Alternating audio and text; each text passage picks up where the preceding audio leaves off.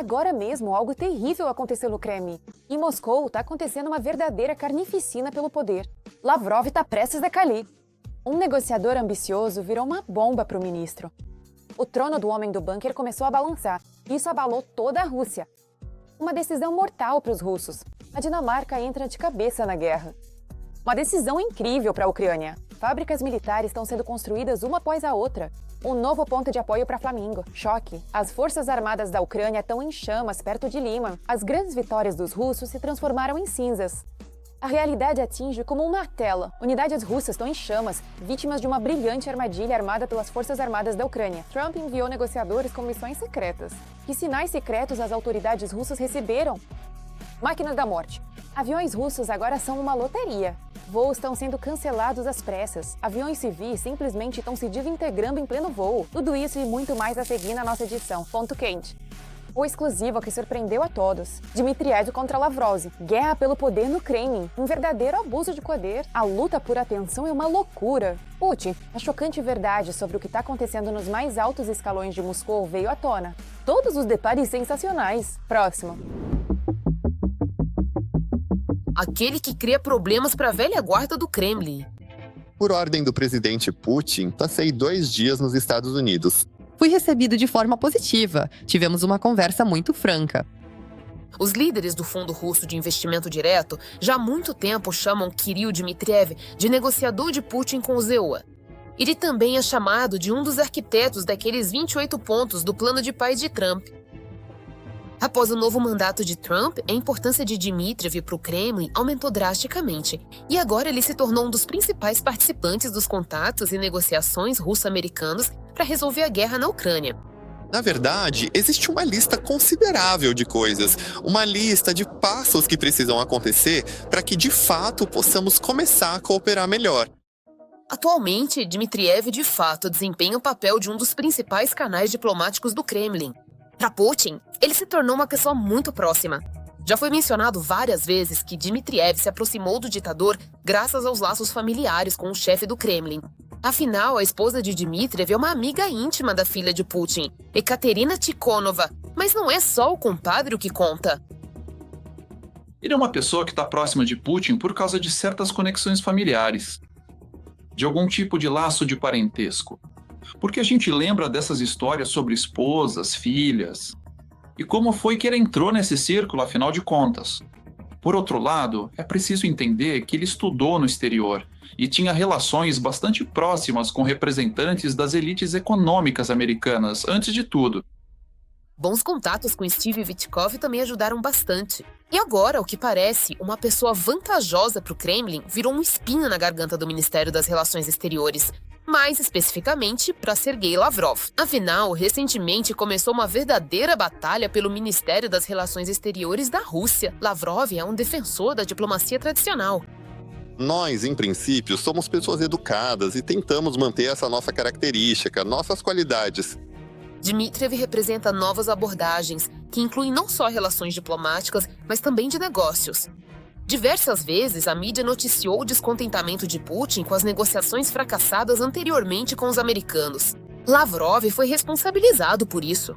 Depois disso, Lavrov praticamente desapareceu do espaço público. Mas foi Dmitriev quem colocou as relações entre os Estados Unidos e a Rússia em novos trilhos. Esse cavalheiro, Kirill Dmitriev, foi ele quem ajudou a organizar tudo. Ajudou, na verdade, a estabelecer algum tipo de relacionamento entre nossos países. E tem mais um detalhe: ele é da Ucrânia. Ou seja, no entendimento de Putin, ele é aquele russo correto que nega a existência da Ucrânia como país independente. E, consequentemente, para Putin, este também é provavelmente um momento importante. A concorrência aumentou. Segundo a mídia russa, Dmitriev decidiu progredir na sua carreira. Ele chegou a oferecer sua renúncia a Putin. Las Rosa. Segundo Kirill Dmitriev, o Ministério das Relações Exteriores já está ultrapassado e ineficaz. A diplomacia tradicional é arcaica. Por isso, está na hora de um dos principais diplomatas da Rússia se aposentar. Isso é sobre o futuro, porque ele falou um pouco mais sobre o passado. A equipe de Lavrov sabe disso. Por isso, estão preparando um dossiê comprometedor sobre Dmitriev para colocar na mesa de Putin. Dmitriev vai para os Estados Unidos e conta todo tipo de coisa por lá. É muito triste que ele faça isso. Nós reunimos algumas informações sobre ele. Em breve vamos repassar isso ao Vladimir Vladimirovich. Depois disso, Dmitriev deve ser investigado. No mínimo, ele deve ser impedido de sair da Rússia. Estou falando claramente, para que Dmitriev não fique mais ousado. A diplomacia, no caso dele, não é apropriada, afirmou uma fonte próxima a Lavrov. A concorrência se transformou em conflito, e esse conflito entre Lavrov e Dmitriev já dura quase um ano. Segundo jornalistas, até Patrushev levantou questões sobre o novo negociador. Ele afirmou que Dmitriev está ultrapassando os limites ao fazer promessas sobre a cooperação entre Moscou e Washington, especialmente na região do Ártico. Nikolai Platonovich teve uma conversa com o presidente. Ele observou que Dmitriev, claro, é um negociador talentoso, mas claramente ultrapassou os limites de sua autoridade. A relação entre o chefe do Ministério das Relações Exteriores da Rússia e o enviado especial de Putin chegou ao limite. Mas, segundo especialistas, Dmitriev não visa o cargo de Lavrov. Eu não acho que Dmitriev esteja de fato almejando o cargo de ministro das Relações Exteriores. A função dele é um pouco diferente. E é preciso entender que, na estrutura de poder que Putin construiu, os cargos formais, claro, têm um certo papel, mas são justamente as conexões informais que são as principais, as mais importantes. Pelas conexões informais, Dmitriev agora talvez até já supere Lavrov. Em certo sentido, já ultrapassou. E, segundo especialistas, dificilmente alguém vai tirar o Lavrov do cargo. Além disso, Putin valoriza pessoas que trabalham com ele há anos. Mas será que alguém teria coragem de tirar o próprio Putin? Jornalistas russos, citando suas fontes, contaram um detalhe muito interessante. Dmitriev é muito ambicioso e não é totalmente honesto com Putin. Sergei Viktorovich acredita que Dmitriev não é totalmente honesto com o presidente e está jogando seu próprio jogo com os americanos, contando com um cargo mais alto no futuro, disse a fonte. Ele não especificou se se trata do cargo de primeiro-ministro, chefe do Ministério das Relações Exteriores ou até mesmo presidente. As últimas negociações em Moscou mostraram o quanto Kirill Dmitriev é influente atualmente no processo de negociação com os americanos. E essa é uma parte muito importante na história da diplomacia russa.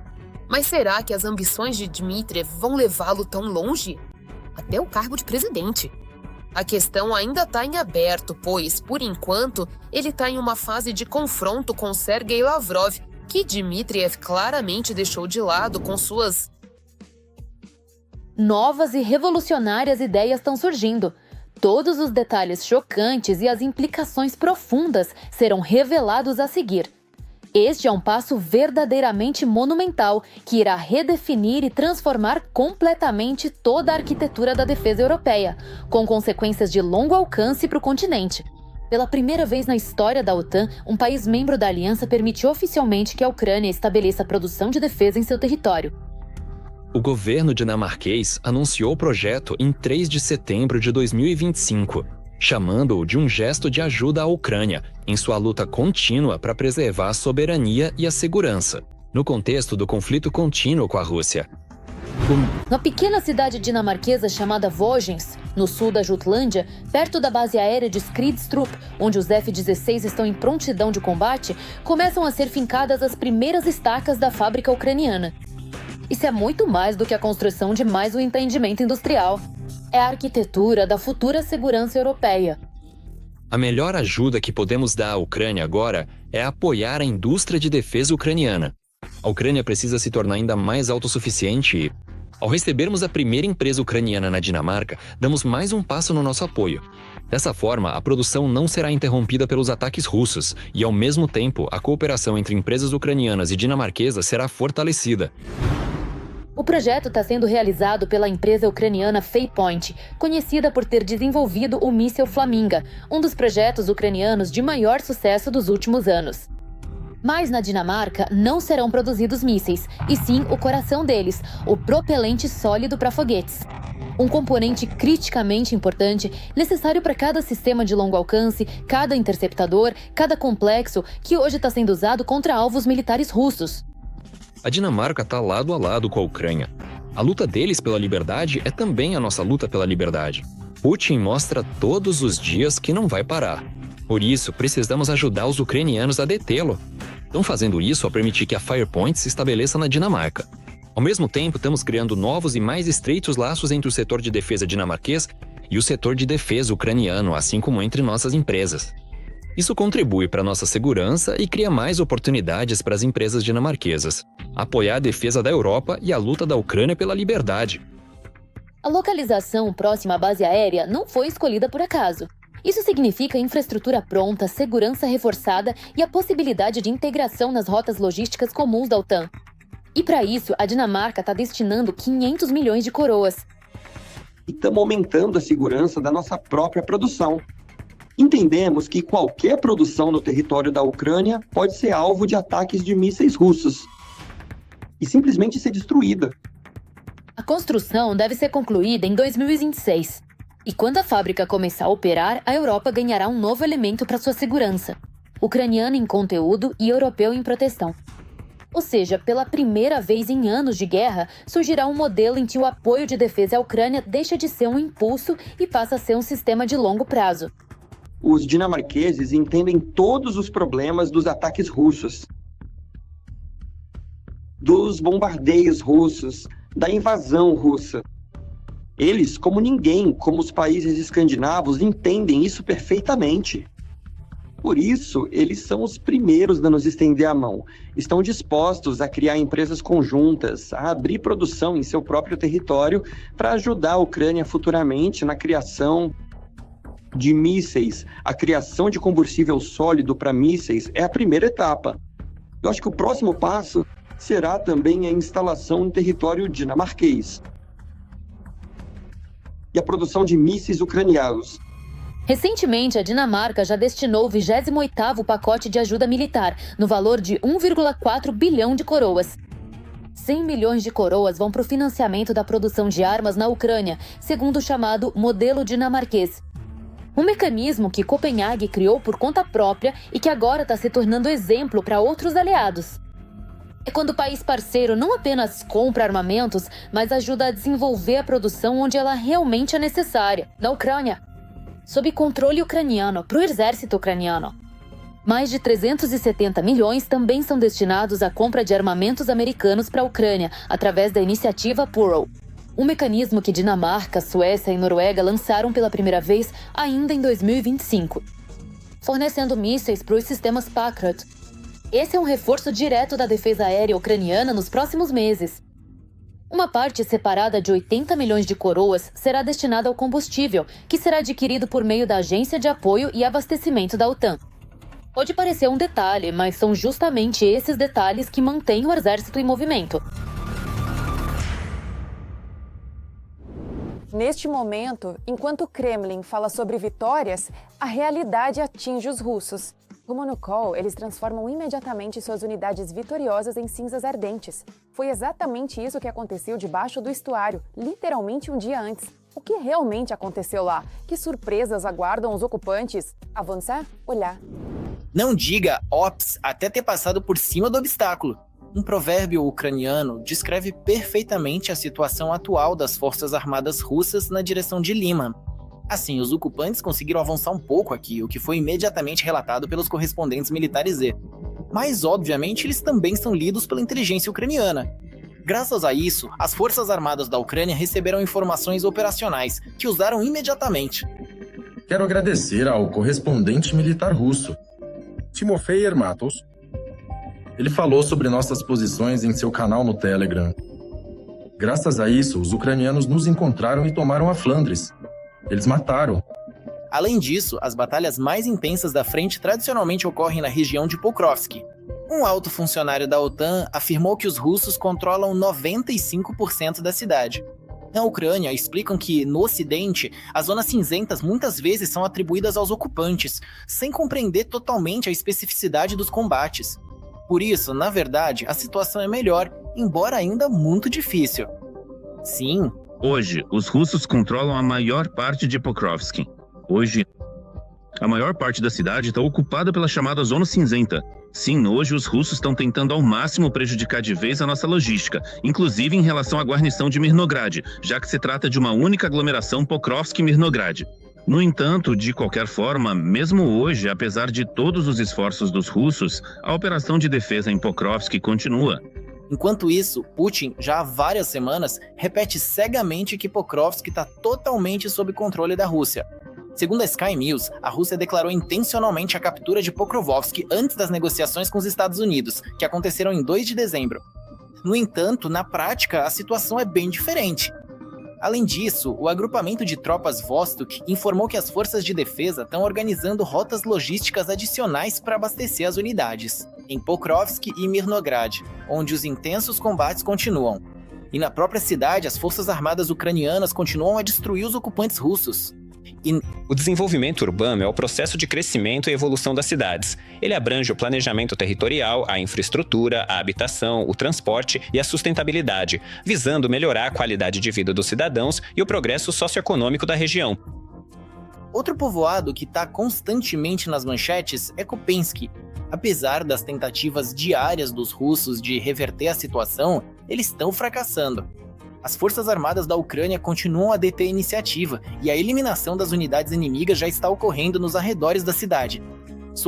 Neste momento, a cidade está aproximadamente 50% a 60% sob o controle total das forças de defesa, e mais uns 20 zonas cinzentos. Como sempre, as forças de operações especiais tiveram um desempenho excelente. Elas desempenharam um papel vital no momento mais crítico. Além disso, o comandante-chefe Alexander Sirski declarou que as forças armadas da Ucrânia não estão apenas destruindo o inimigo, mas também cortando as rotas logísticas dos ocupantes.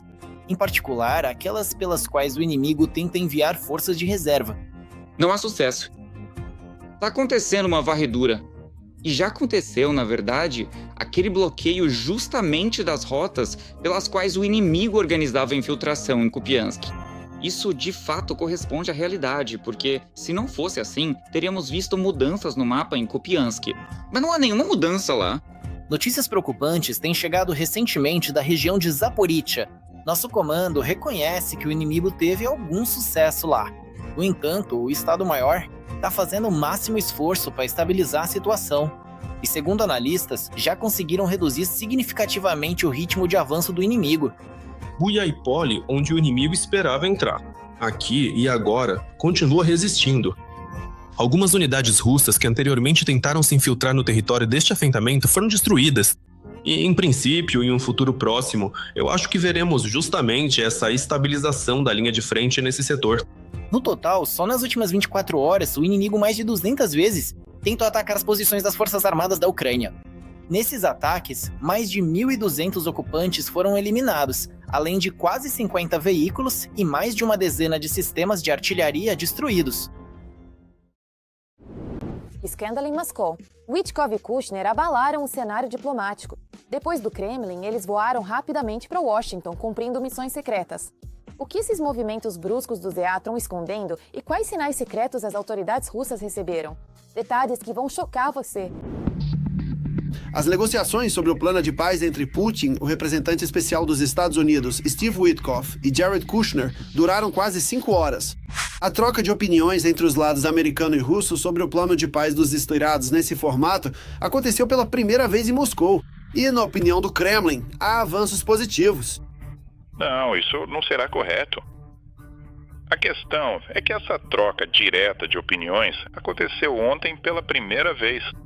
E, novamente, como foi dito ontem, algo foi aceito, algo foi considerado inaceitável. Esse é um processo de trabalho normal, uma busca por compromisso. Putin não rejeita o chamado plano de paz de Trump, mas também não concorda com ele. O representante especial de Putin, Dmitriev, avaliou as negociações com Witkoff e Kushner como produtivas. Witkoff já veio a Moscou pela 6ª vez. Neste ano, e o resultado global, além do tempo gasto, não existe. A Rússia não está disposta a fazer concessões e mantém sua posição. Ou seja, a Rússia disse, sim, estamos prontos para aceitar muitos pontos, exceto aqueles que são fundamentais para a Ucrânia. Nós sabemos, na verdade, que são sempre os mesmos pontos, o que é fundamental para a Rússia e para a Ucrânia, só que em direções completamente opostas. Trabalhar com esse plano provavelmente é impossível, porque para a Ucrânia isso também são linhas vermelhas. E todo o resto pode até ser aceitável para ambos os lados, mas mesmo assim eles não conseguem chegar a um acordo. Paralelamente ao encontro entre Vitkov e Putin, o secretário de Estado dos Estados, Marco Rubio, deu uma entrevista ao canal Fox News. Ele disse que, neste momento, Ucrânia e Rússia estão lutando por um território equivalente a 20% da região de Donetsk, que está sob controle das Forças Armadas da Ucrânia. E se essas ações militares forem interrompidas e a segurança for garantida, já num futuro próximo, a Ucrânia terá perspectivas animadoras. Teoricamente, se tudo for feito corretamente, em 10 anos o PIB da Ucrânia pode superar o da Rússia. São necessárias coisas assim: parar a guerra, garantir que nunca mais sejam invadidos ou atacados, proteger a soberania e independência de longo prazo da Ucrânia, para que eles não se tornem um estado fantoche. Eles são realmente independentes e soberanos, e permitem que sua economia não apenas se recupere, mas prospere, transformando-a em uma história de sucesso. Em palavras, soa bonito, mas na prática ninguém está dando essas garantias para a Ucrânia no momento, e a pressão sobre a Rússia não está aumentando. Por isso, apenas um exército ucraniano forte e sucessos no campo de batalha. No momento, são os únicos fatores que garantem mais sucesso no processo de negociação com a Rússia. E para isso, a Ucrânia precisa de todo o apoio militar possível. Até o final do ano, a Ucrânia receberá armas no valor de 5 bilhões de dólares pelo programa Pearl. No ano que vem, espera-se que o apoio continue no mesmo nível, informou o secretário-geral da OTAN, Mark Rutte. Ele espera que, em 2026, os parceiros da Ucrânia destinem 1 bilhão por mês para a compra de armas. Atualmente, temos 4 bilhões, então isso significa que realmente estamos no caminho para alcançar 1 bilhão por mês. Agosto, setembro, outubro, novembro. No ano que vem, vamos precisar de muito dinheiro de novo. Pro ano todo, pelo menos 1 bilhão. Talvez até um pouco mais de 1 bilhão por mês. Talvez. O chefe do Ministério das Relações Exteriores da Lituânia, Kęstutis Budrys, está convencido de que os esforços dos Estados Unidos por um acordo de paz não terão sucesso. A Rússia simplesmente tenta convencer a comunidade internacional de que violar princípios internacionais fundamentais é algo normal. Se reconhecermos as conquistas territoriais da Rússia, isso mata imediatamente o direito internacional. A consequência serão novos ataques e ainda mais ameaças, tanto para os vizinhos da Rússia quanto em todo lugar. A ofensiva continua. Eles vão abocanhando pedaços de territórios ucranianos. Os problemas econômicos da Rússia ainda não são tão críticos. E enquanto no Kremlin realmente não houver motivos para buscar a paz, bem, na verdade, a paz não vai acontecer. Agora as negociações vão ser colocadas em pausa. E nesse momento é muito importante que a Rússia não tenha sucessos militares na linha de frente, mas sim ao contrário, para fortalecer a posição de negociação da Ucrânia. Os aviões russos estão à beira de uma catástrofe. Em um ano, o número de acidentes e pousos de emergência aumentou 4 vezes. Voos estão sendo cancelados às pressas, quando os aviões russos vão se transformar em verdadeiras armadilhas mortais. Todos os detalhes assustadores a seguir. Chegamos ao limite. A aviação civil russa está se degradando diante dos nossos olhos. Aqui dificilmente vou conseguir acrescentar algo. De janeiro até o final de novembro de 2025, o número de incidentes com aviões de companhias aéreas russas aumentou cerca de 4 vezes em comparação com o mesmo período de 2024. Eu sempre disse, Vitaly Genadyevich, não me deixe mentir, que é preciso dar mais atenção à compra de equipamentos nacionais. Se tivéssemos feito isso nos anos anteriores, talvez agora seria mais fácil. Durante esse período, foram registrados mais de 800 casos de falhas no país que levaram ao cancelamento ou interrupção emergencial de voos. Enquanto que, no mesmo período de 2024, esses incidentes não passaram de 200. Vamos continuar voando, Vladimir Vladimirovich. E em que? Vamos sim, claro que vamos. A questão é só em que vamos voar e o quão perigoso isso é. Neste ano, na aviação comercial russa, ocorreram 2 acidentes e 2 quedas de avião, nas quais, ao todo, morreram 53 pessoas. Como escreve o The Moscow Times, o maior deles foi o acidente com o avião An-24 da companhia aérea Angara no final de julho. O avião foi fabricado em 1976. Isso está relacionado, em primeiro lugar, justamente com a degradação do estado técnico da frota de aviação russa e das aeronaves civis russas. Mesmo assim, vemos que justamente ao longo do ano passado e no início deste ano, a aviação civil russa e os órgãos de gestão da aviação civil, a Kikal, foi contatada diversas vezes com pedidos para suspender as sanções contra a Rússia a fim de abrir o acesso a componentes e peças ocidentais para aeronaves. A Boeing e a Airbus, que transportam de 80% a 90% de todo o tráfego aéreo para a Rússia. No início de outubro, o chefe da Rosaviatsia afirmou que a previsão não era das melhores. Nos próximos 5 anos, a Rússia pode perder 339 aviões, incluindo 109 estrangeiros. Segundo o órgão, a frota das companhias aéreas russas conta com pouco mais de 1.000 aeronaves civis. No geral, estamos falando da retirada de operação, em média, de 50 a 60 aeronaves por ano ao longo de 5 anos. Primeiramente. Em segundo lugar, estamos falando, na prática, de mais da metade da frota ocidental, que atualmente está em operação na Rússia. De acordo com diferentes estimativas, atualmente a frota da Federação Russa pode contar com cerca de 500 a 600 aviões ocidentais, dos quais aproximadamente 1/3 já não pode ser utilizado normalmente, pois quebras frequentes ou a falta de peças de reposição para conserto fazem com que essas aeronaves fiquem paradas ou se tornem vítimas do chamado canibalismo aeronáutico. Após o início da guerra, as autoridades russas decidiram salvar o setor de aviação e anunciaram um programa de revitalização da indústria aeronáutica nacional. O plano era que a produção de aviões civis no país, em poucos anos, atingisse o nível da União Soviética e até 2030 as empresas recebessem mais de 1.000 aeronaves nacionais. Mas tudo isso ficou só no discurso. No início de 2025, o governo decidiu reduzir em 1,5 vezes o plano de produção de aviões. A gente vê que o nível e as tecnologias justamente necessárias para a produção desses aviões e aeronaves estão criticamente atrelados à capacidade da Rússia de comprar componentes ocidentais, peças ocidentais, tecnologias ocidentais e, inclusive, o equipamento de produção adequado para fabricar determinados componentes ou sistemas. Ou seja, se olharmos para o futuro, os russos não vão poder voar por muito mais tempo. Estamos vendo o começo. A Rússia continua usando o chamado mecanismo de importação paralela, que na prática permite o chamado reexportação de componentes e peças de reposição. Primeiro. Segundo, isso faz com que sejam instaladas nos aviões peças de origem duvidosa, inclusive peças que já foram usadas anteriormente. Isso leva à diminuição da segurança dos voos. Ao contínuo aumento de falhas técnicas na aviação e, como consequência, veremos um crescimento no número de acidentes aéreos, inclusive de vítimas relacionadas a eles. A aviação civil russa poderia ser salva com o fim das sanções ocidentais, mas esse cenário, por enquanto, é impossível. E novos aviões significam pedidos de longo prazo, contratos de dezenas de anos e bilhões de dólares, dos quais a Rússia de Putin, por causa da guerra, está criticamente carente. Urgente, macro em Pequim. A França coloca o Império do Meio diante de uma escória. Macron tenta fazer com que a China pressione Putin e pare a guerra. Será que a China vai desafiar o Kremlin? Todos os detalhes sensacionais na reportagem. Macron vai pedir à China que pressione Putin. Nesta quarta-feira, o presidente da França planeja visitar Pequim.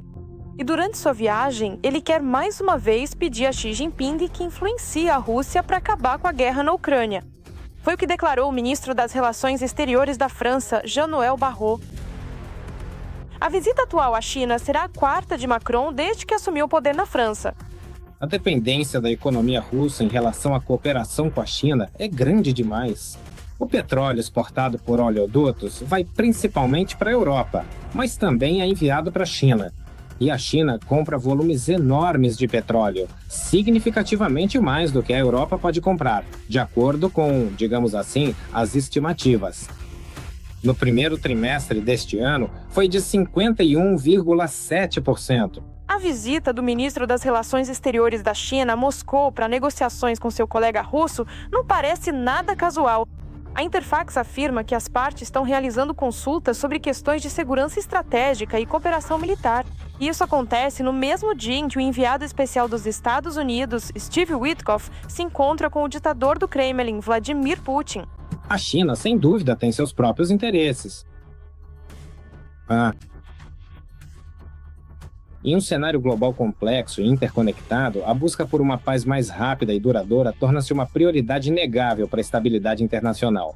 Nesse contexto, a figura de Xi Jinping, líder da China, emerge como um ator central, cujas ações e políticas podem influenciar significativamente a velocidade e a natureza da resolução de conflitos. A aspiração por uma paz acelerada reflete a urgência de mitigar tensões e promover a cooperação global. Apelou durante uma conversa com o presidente do ZEUA, Donald Trump. Será que isso foi sincero? É uma pergunta retórica. No entanto, não está longe da verdade que é conveniente para a China. A China não quer que haja nenhum sucesso no caminho da paz. Assim, a capitulação da Ucrânia é inaceitável para a Ucrânia, mas, na essência, coloca um ponto final nesta guerra. Um ponto ruim para a Ucrânia. Para a China, isso não serve. A China cria a aparência de apoiar a Rússia, enquanto, na verdade, está amadurecendo a ideia de como pode absorvê-la. A China entende que os problemas econômicos da Rússia levarão a problemas no abastecimento das regiões do país, com recursos financeiros. Em primeiro lugar, isso vai afetar as regiões distantes de Moscou.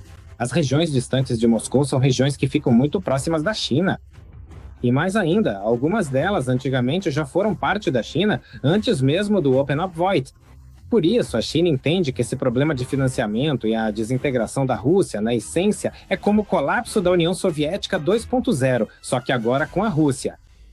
Isso vai levar ao fato de que a China vai expandir seu território. Simplesmente porque Tuva e outras regiões vão se lembrar de que já foram parte da China e, basicamente, vão querer ficar sob o guarda-chuva chinês para, digamos, continuar suas atividades econômicas normais, ou então vão preferir se orientar mais para Pequim do que para Moscou. Além das questões territoriais, com a eliminação da Rússia, para a China isso também é uma questão de divisão de influência política no mundo, o que afetou duramente Moscou com a invasão da Ucrânia, e que a cada ano de guerra apenas... O número de casos está diminuindo gradualmente de forma consistente, mostrando uma tendência positiva de redução ao longo do tempo.